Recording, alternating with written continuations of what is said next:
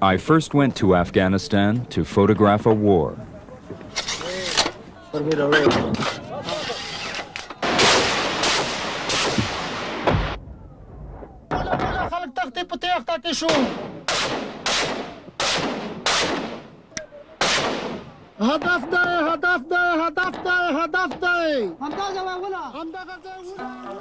Then I found a better story. The people of Afghanistan, their culture and surroundings.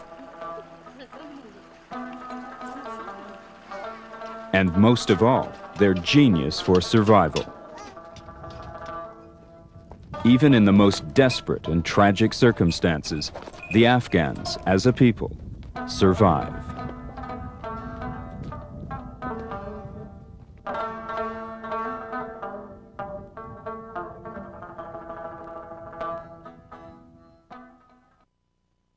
Hello, I'm Arthur Kent.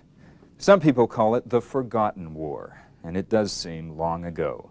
The Soviet invasion in 1980, a decade of superpower rivalry as the United States armed and financed the Afghan Mujahideen guerrillas who made the Russians bleed.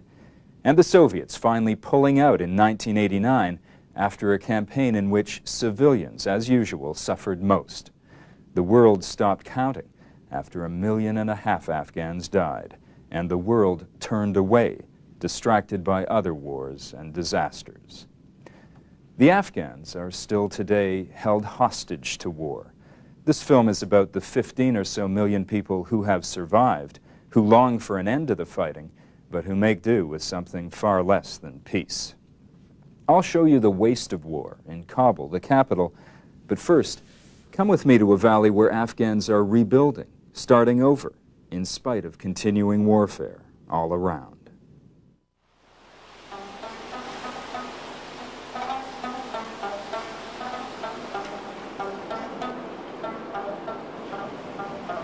The Soviet military machine is now just a bad memory in Afghanistan's Panjshir Valley.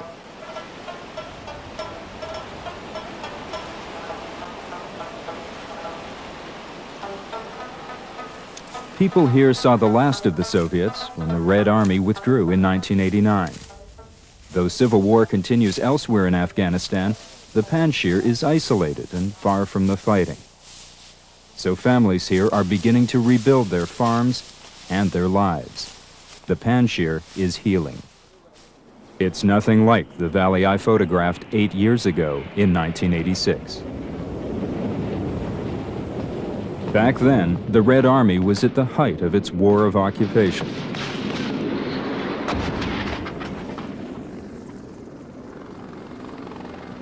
Soviet air and ground forces lashed out at resistance fighters, the Mujahideen, and at Afghan civilians who supported the guerrilla groups. By 1986, the Mujahideen had stalled the Soviets.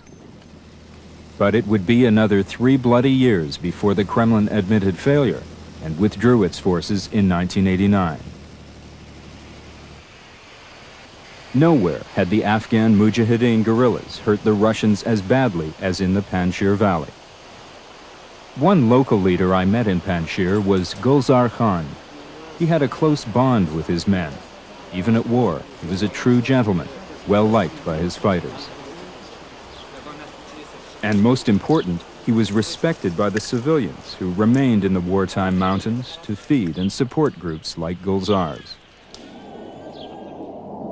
The risk to these families was extreme during the Soviet occupation. Russian warplanes attacked without warning. For days at a time, life went underground, while the warplanes pounded Gulzar's base and the villagers' homes.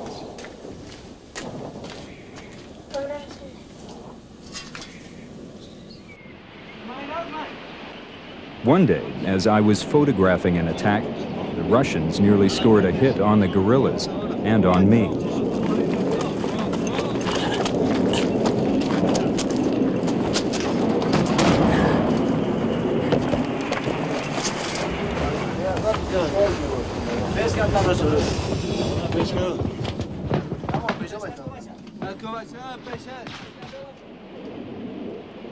The jets soon moved off to bomb the mountainside above us.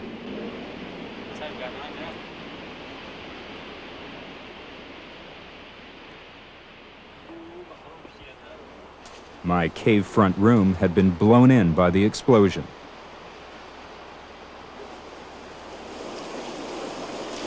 But what had happened, I wondered, to the farm families on the mountain?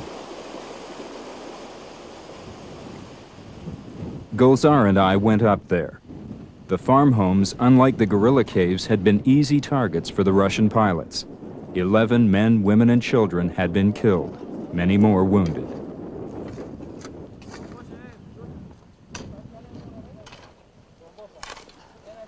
As night fell, the men of the village assembled to bury one of the dead, an 8-year-old boy named Kandahar. Gulzar told the villagers I was a friend. They were amazed, but also glad, they told me, that someone from the outside world had shown up to witness the Russians' tactics.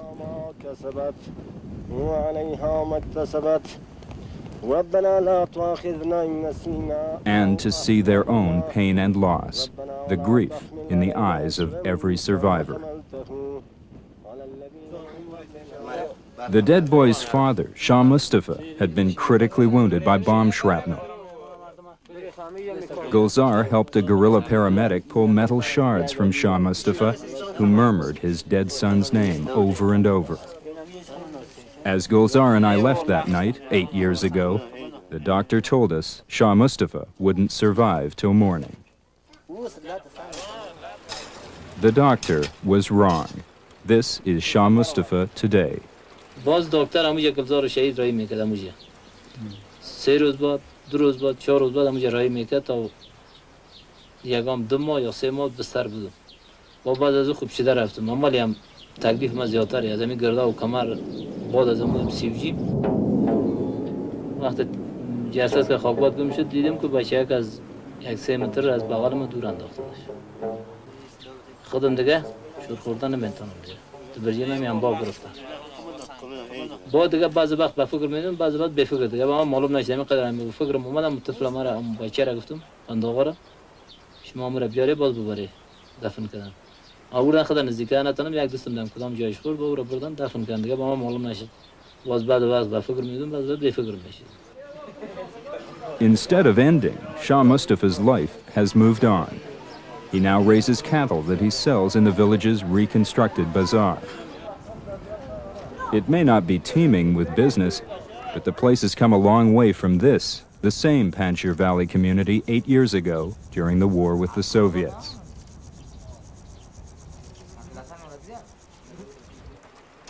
Today, survivors like Shah Mustafa and Kushal, his young cousin, are rebuilding the Panjshir. The memory of that day 8 years ago when Kushal lost his nephew and companion Kandahar still haunts him, he says. Today, you can see that in his eyes. But although at least 40 other people from the village died in later bombing raids during the war, Kushal says he never considered leaving. That, he says, would have meant surrender.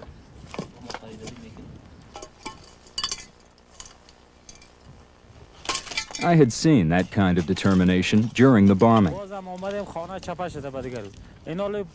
Standing in the ruins of his home, this father and part-time guerrilla fighter pledged that he would never leave the valley. Since then, I had often wondered what had become of Mahmoud Najib and his family. They did stay in the Panjshir, but at a terrible cost.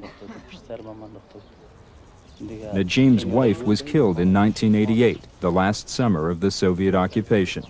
But he has remarried and, with his family, rebuilt.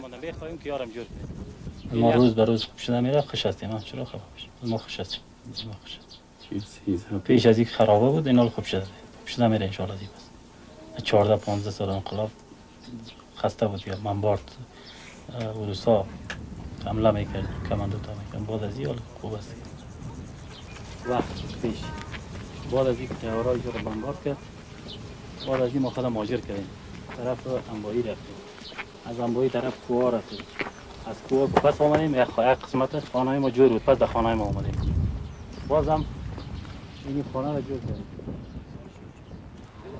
But finally, after that third attack 5 years ago, Najib rebuilt the home that stands today. ما از این بعد بخیر نمی خانه‌ای که جور کردیم باز از این می‌خواهیم که از این کنه خوب‌تر شود با سازی سرکایش خوب شود خانه‌هایش خوب شود زمینایش خوب شود کلش ما دی توجه هستیم. I searched out other Panshiris I had photographed in 1986.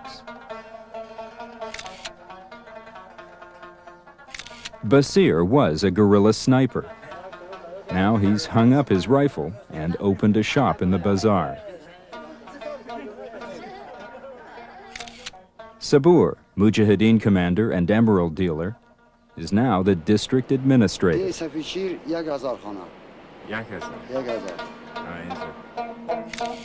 Shaima, still suspicious of the foreign cameraman. Sadadin, 70 years old in 1986, is still among the most respected men of the village. And one of the toughest. Muhammad Hasham was a young guerrilla fighter when we first met. Today, he and his brothers are rebuilding their family's house. And here is an 8-meter hall. And other side is a dining room, and another is a sleeping room. And Najimuddin, horseman and a senior guerrilla commander, is now the district chief of police. He too is building a large new home for his family of 10. Reconstruction has brought hundreds of Panjshiri families back to the valley. During the Soviet occupation, 80% of the population fled. Now, at least 3/4 of the Panjshir's families are back and, like Najimuddin, are rebuilding. But many people of the valley did not live to see reconstruction. I learned that my friend Gulzar, the commander, is one of the thousands of Panjshiris who lost their lives to war. 1 year after my stay at Gulzar's base, his first wife died in an air raid. A year after that, Gulzar was killed by a hand grenade, an accident while training his men. The Panjshir had lost one of its finest local leaders. Today, Gulzar's cannon stands silent in the village bazaar. 2 sons are left to rebuild, Nazar Ahmed and John Muhammad.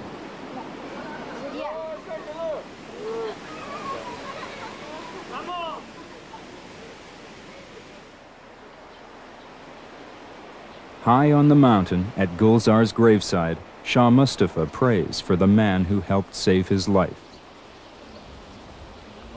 The human loss and ruin of the war, the great catastrophe as the Afghans call it, has indelibly altered the Afghan character and identity. The result, as in Panjshir, can be positive. People and communities determined to create new homes and mosques, to once again send children to school each day, to live in peace. But tragically, few places in Afghanistan enjoy the relative peace of the Panjshir.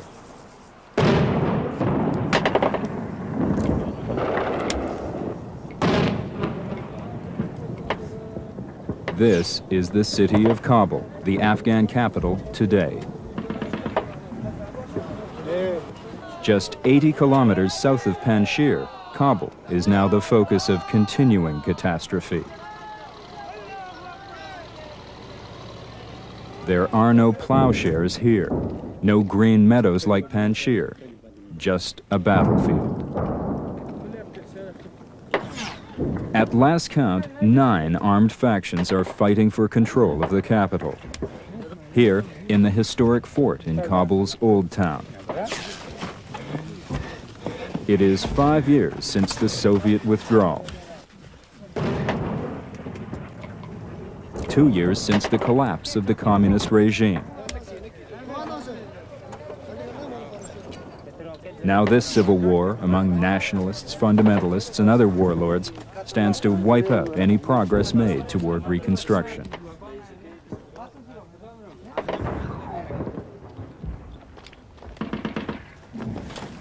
These men fight for the new government, formed by the most respected elements of the old resistance parties.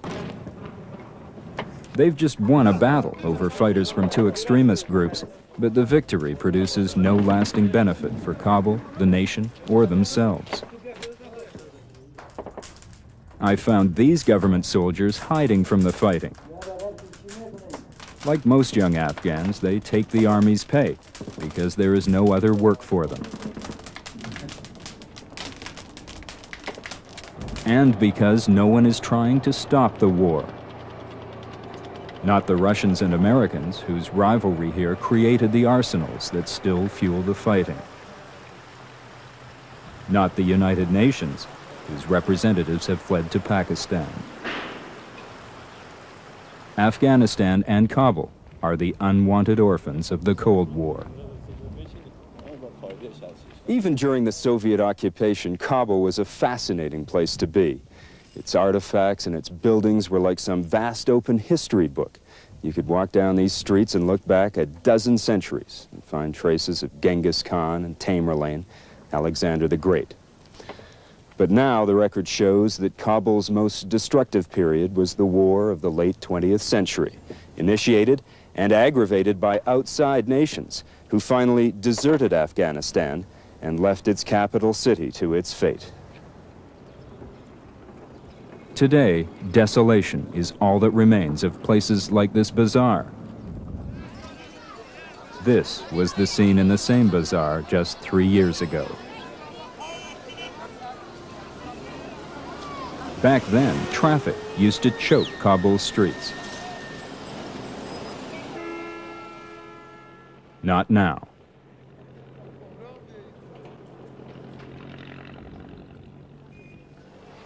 Jadi Maiwan. It was an avenue with style.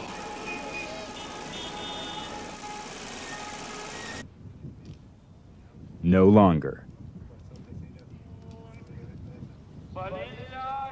Prayer once brought Kabulis together.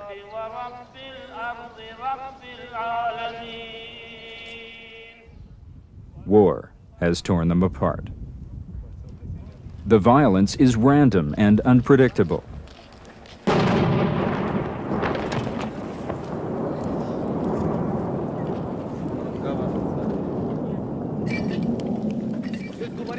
Here, a jet fighter attacking government positions has missed, dropping 2 bombs on civilians. 2 youngsters had been watching me film. Since the air attack may continue, we move further away from the front lines. Okay, we put the kids in the car. Let's get out of here. Hey! Get the car!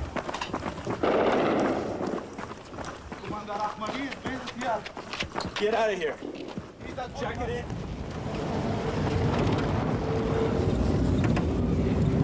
I thought maybe bombarded General Dostum.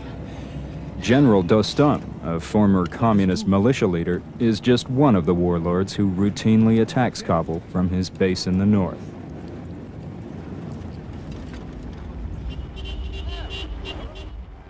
But in the city's hospitals, just who is to blame doesn't matter. The victims do. And the victims are mainly civilians. A handful of specialists from the outside world are here to help. Among them, Paula Callahan, a registered nurse from Victoria, British Columbia. But you're going to have to stand here, right out of the way if you want to take pictures, okay? Paula and her husband John support these Afghan surgeons for the French aid group Médecins Sans Frontières. Tell me, how many wounded and what are your priorities now? From last night there was 70. This morning, of course, we haven't had time to do any calculations. but I would guess maybe 20, 25, and we just do triage, get the ones that we can save first, and... Have you had any wounded victims die overnight? Yeah, I'm not sure how many, because we just arrived, had a quick morning report, and the emergency came, so I haven't got the statistics yet. I mean, even as a trained professional, this must be pretty disconcerting. So many wounded that you lose count. Yeah, we find count at the end of the day when we have time, but not till then. How do you imagine the people of Kabul can cope with this? I can't. Paula and other foreign aid workers face the same dangers as their patients, at work or in the office, where Paula reviews the day with Philippe, her head of mission. Plasters, gauze roll, gauze padding, abdominal padding. We have to go downstairs. A rocket impact. You're going into the shelter? Yeah. Whenever you have a situation like this? Yeah, because we don't know when The next one. the next one will come. Okay, I'm coming with you.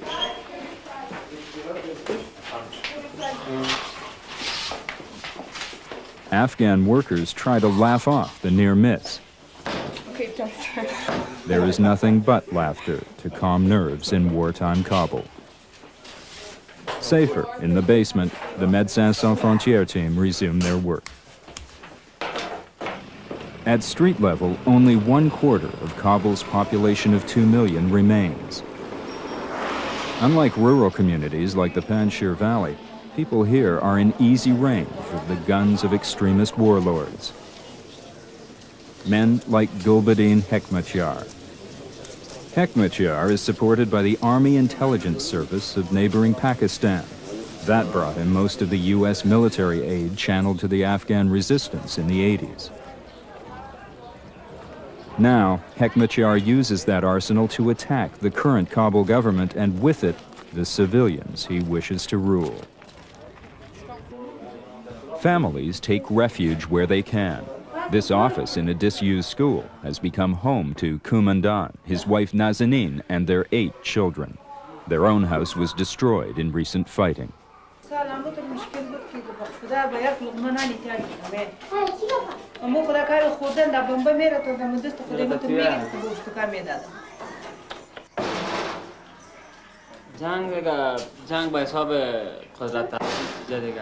زنگ سابق خودش هم حکومت نجیب بود مگر می حالت نبود حالا یا میخوان از خاطر قدرت طلبی جنگ انداختن افغانستان به این حالت رساندن. It is 19-year-old Raz Muhammad and his personal will to survive, say his parents, that holds the family together. Raz lost both legs 5 years ago to an anti-personnel mine. It was the winter of 1989, just after the Soviet withdrawal. The army of Afghanistan's communist regime was left to hold off Mujahideen guerrilla groups on its own. Civilians, especially children, were exposed to new dangers as fighting fronts shifted on Kabul's outskirts. At the War Casualty Hospital of the International Committee of the Red Cross, I learned that dozens of youngsters in Kabul had been maimed by anti-personnel mines left behind by the withdrawing Soviets. Among the victims, Raz Muhammad, then 14 years of age. Red Cross surgeons had saved his life, but the explosion had taken off both his legs. Raz was in pain and terrified of the challenge that lay ahead. Just give me something to put me to sleep, he cried out. How can I live without my legs?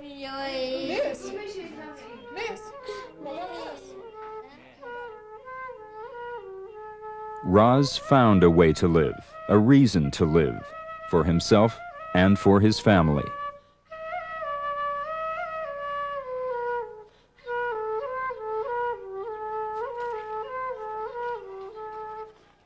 But it is a life surrounded by violence.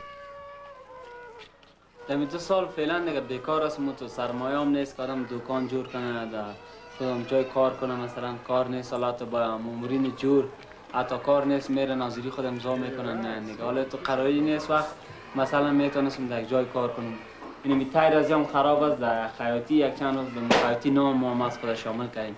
این تایر ازی باشه در سه مریم است که من روز برم و بیایم صبحکی برم و 11 بجه بیایم. فقط هیچ دلیل تو مسلمان ما مسلمان، تو بیادر خود بکش ما بیادر خود بکشم، تو پدر خود بکش ما پدر خود بکشم. هیچ لازم نیست. باید با وقت خودش رامدین فرش استفاده کنه، رامی شو یک نفر دیگه بشینه که هیچ کل دنیا بیغم شو، هر کس در خانه خود شو، هر کس در جای خود شو. جوانا را مسلمانا را کابل تیکه تیکه شد، خانه مردم نمان، اولاد مردم نمان، چی من؟ و یک چوکی که ما سر چوکی باشم. کمک کنن که رهبرا را بخوان به حساب ملل متحد بین یا دیگه یا را جور بیارن که صحیح در افغانستان بخیزن، یعنی یک صحیح بر مردم بخیزن، یک پاچویی صحیح کنن، مگه می قسم نه که جنگ میکنن یا خانه مردم حتی دستکای مردم هم میبرن به قسم خانه میشد یکیشان صحیح بشینن قدرت بگیرن صحیح پاچویی کنن دیگه قسم نمیشه که جای چهارآسیا باشه یکی جای شمالی باشه یکی جای پنجشیر باشه. But there is no sign of compromise among the warlords. The destruction continues. The result, vast new refugee camps like this one. Here, 250,000 people from Kabul have recently joined the 16-year-long refugee exodus from Afghanistan. These families follow the 6 million Afghans who fled during the 1980s, most of whom remain in the camps of Pakistan and Iran, unable to return home because of the fighting. To photograph this part of Afghan history repeating itself is the worst kind of déjà vu. It's hot, miserable, and undignified.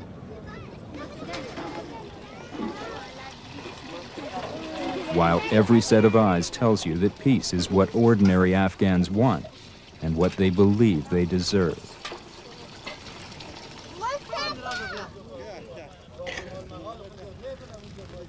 These refugees from Kabul have gathered to bury 2 infants who died in the plus 50-degree heat of the camp.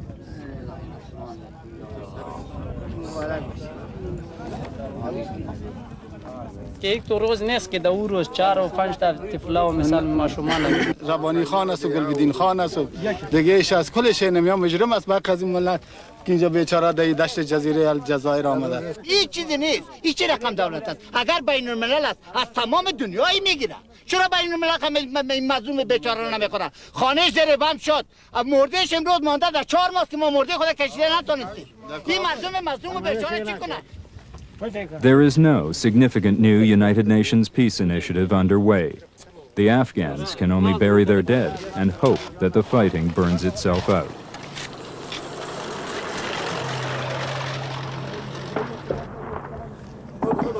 There is no sign of that happening. Only signs of the most basic fight for survival. The only hope for the nation lies in isolated regions like the Panjshir, where people have found something resembling peace.